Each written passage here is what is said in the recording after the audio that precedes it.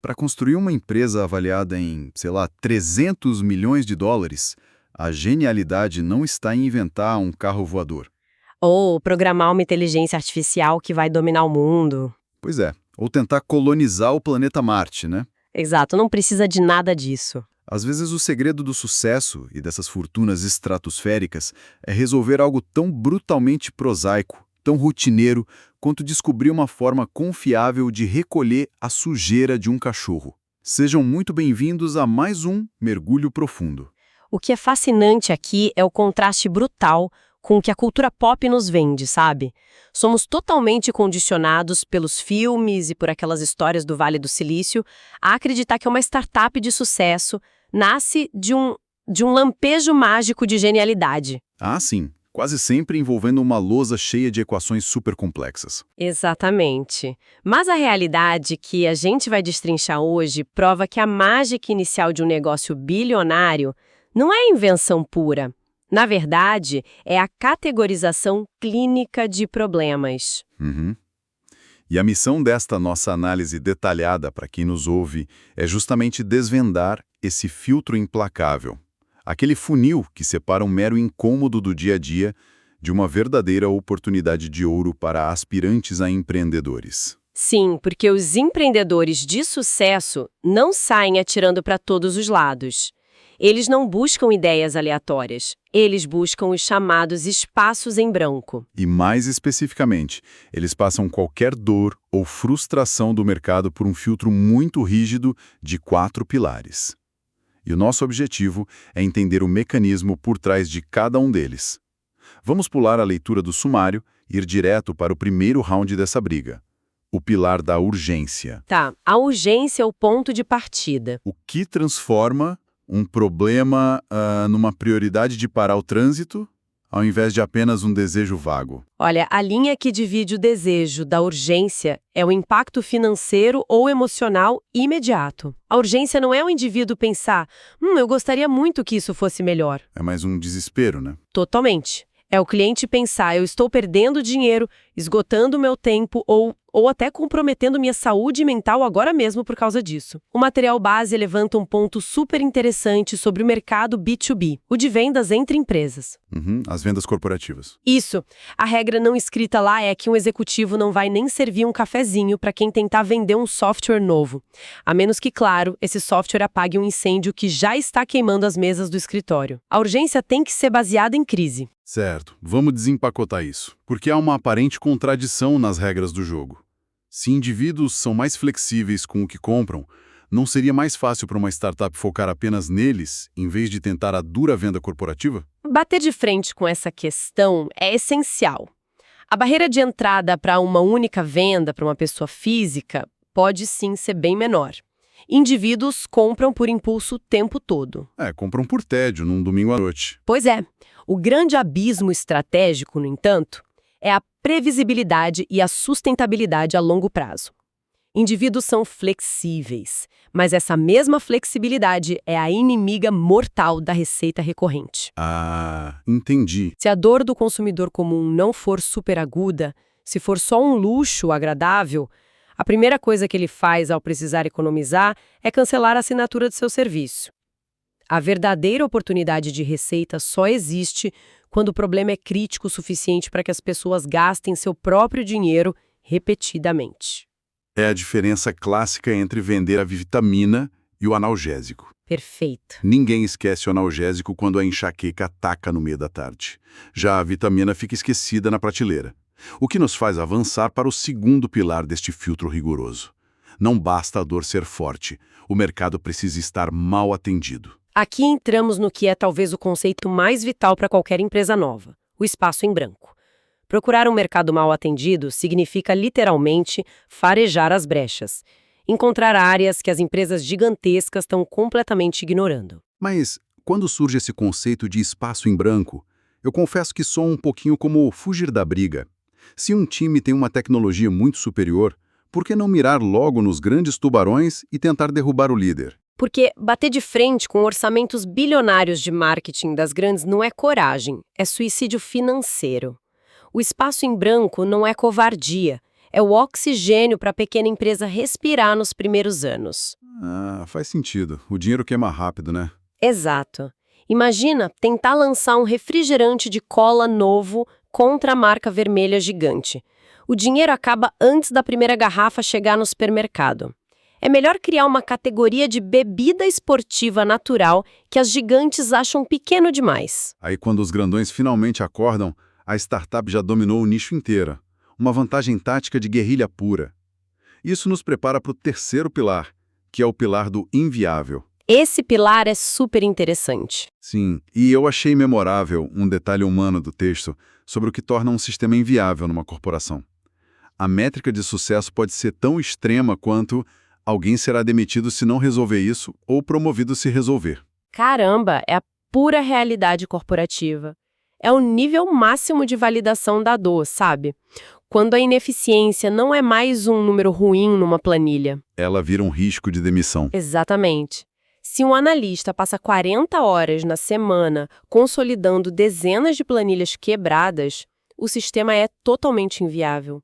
Vender um software para ele não é vender tecnologia, é vender a salvação da carreira do cara. Nossa, um analgésico perfeito. O que me empurra para o quarto pilar, e aqui eu vou dar uma de advogado do diabo por instante, é o pilar do inevitável. Vamos lá? A teoria diz que forças externas exigem uma solução. Se regulamentações governamentais exigem algo novo no mercado, isso não seria apenas burocracia em vez de inovação?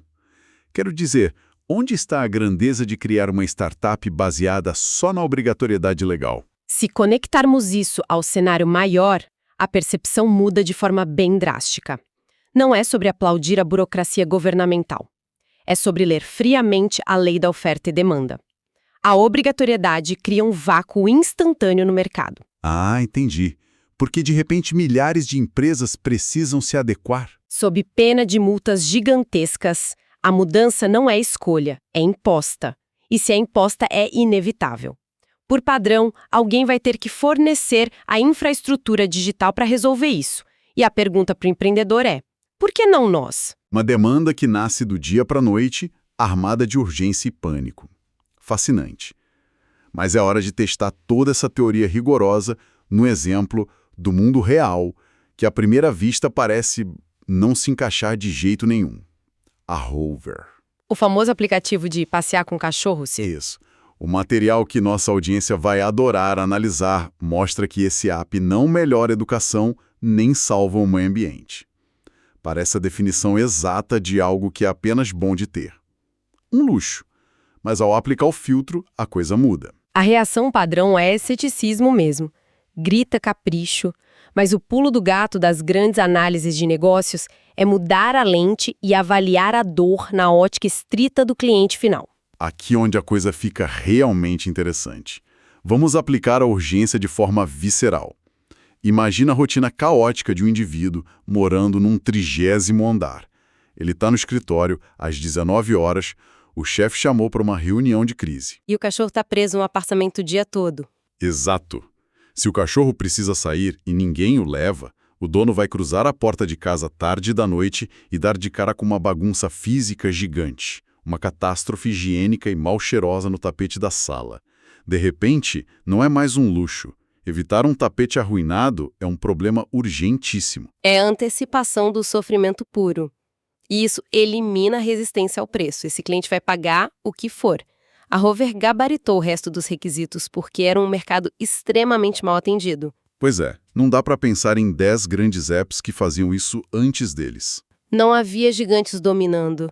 O mercado era aquele negócio de panfleto colado em poste no bairro, sabe? E os sistemas alternativos eram inviáveis.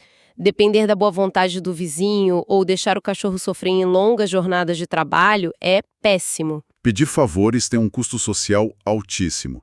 Ninguém quer ficar implorando ajuda todo dia. Com certeza. E, finalmente, era inevitável que alguém digitalizasse essa dor. Com as cidades mais adensadas e as pessoas humanizando os pets, tratando eles quase como filhos, a força externa mudou as regras do jogo. A solução era questão de tempo. É a tempestade perfeita. E resolver um problema simples dessa forma atrai muito dinheiro. Mas a gente sabe que não vem tudo de uma vez. O foco da nossa discussão precisa mudar para como o capital realmente funciona em uma startup de sucesso, usando os números da Hover. Os dados documentados são impressionantes. Em 2016, a Hover captou sonoros 40 milhões de dólares de uma só vez, atingindo aquele valuation, a avaliação de 300 milhões. Uau! Mas o detalhe crucial é que isso começou anos antes. Em 2012, eles levantaram uma rodada Série A de apenas alguns milhões. Então, o que tudo isso significa para quem está ouvindo? Como a gente desmistifica essa dinâmica de levantar dinheiro, gastar e levantar de novo? Por que não deram logo os 40 milhões em 2012? Isso levanta uma questão importante sobre a realidade do financiamento escalonado. O texto cita 7 rodadas nominais de investimento. Uma startup não ganha dezenas de milhões logo de cara com uma ideia de guardanapo. Ninguém assina um cheque desses no escuro. Exatamente. O dinheiro inicial, o famoso seed ou capital semente, serve estritamente para refinar o produto, para provar que o app não trava, que os passeadores aparecem e que o cliente compra no mês seguinte. É o dinheiro para provar o conceito e cometer erros baratos, certo? Sim, somente nas rodadas posteriores, bem mais maduras, o capital pesado entra, e aí não é para refazer produto, mas é despejado no marketing, em escalonamento agressivo para novas cidades e novos produtos. Gasolina de aviação pura. O dinheiro premia a mitigação de risco a cada etapa. Brilhante! E isso nos leva à síntese final da lição central para a nossa audiência de aprendizes ávidos. A inovação não requer reinventar a lâmpada mágica. Com certeza não. Ela requer encontrar espaços mal atendidos e problemas que sejam urgentes, inviáveis e inevitáveis, focando na dor crítica do cliente. Focar naquele tapete que não pode ser estragado de jeito nenhum. E eu gostaria de encerrar com um pensamento provocativo para o pessoal levar para o resto da semana. Se um incômodo tão cotidiano quanto não ter quem passeie com o cachorro pode virar uma oportunidade de 300 milhões de dólares quando analisado pelas lentes certas, Dá o que pensar. quais outros sistemas inviáveis e totalmente silenciosos estão quebrando ao nosso redor neste exato momento? Nas nossas rotinas mais diárias, sabe? Apenas esperando por alguém que perceba que resolvê-los é totalmente inevitável. Sensacional. Essa é a pergunta de ouro que fica no ar. Encorajo a todos continuarem com esse pensamento crítico e a vasculharem as oportunidades escondidas nos problemas do dia a dia. Pessoal, nos despedimos por aqui de forma muito calorosa. Um grande abraço a todos e até o nosso próximo mergulho profundo.